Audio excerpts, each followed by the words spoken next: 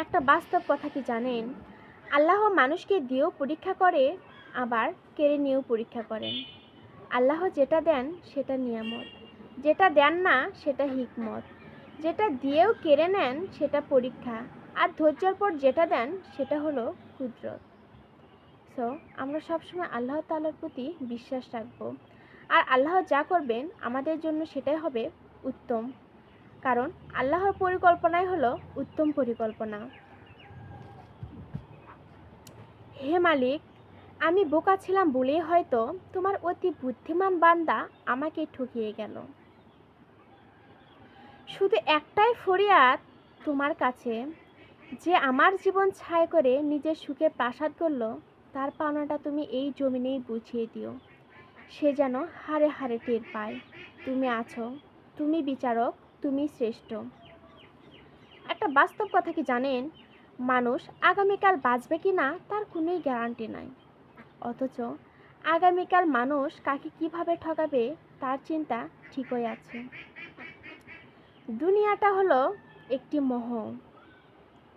আজ আপনি অন্যকে ঠকিয়ে ভাবছেন হবেন সুখী, মনে রাখবেন অন্যকে ঠকিয়ে পাওয়া সুখ কখনোই চিরস্থায়ী হয় না। ধরেন আপনার কাছে লাখ টাকা আছে, কিন্তু রাতের ঘুম নাই, সুখ নাই। আপনার কাছে লাখ টাকা আছে, কিন্তু কোনো শান্তি নাই। তাহলে এই টাকার কোনোই দাম নেই। টাকা তো শুধু কাগজ মাত্র। সুখ যদি কেনা যেত, তাহলে সুখ দোকানে বিক্রি হতো।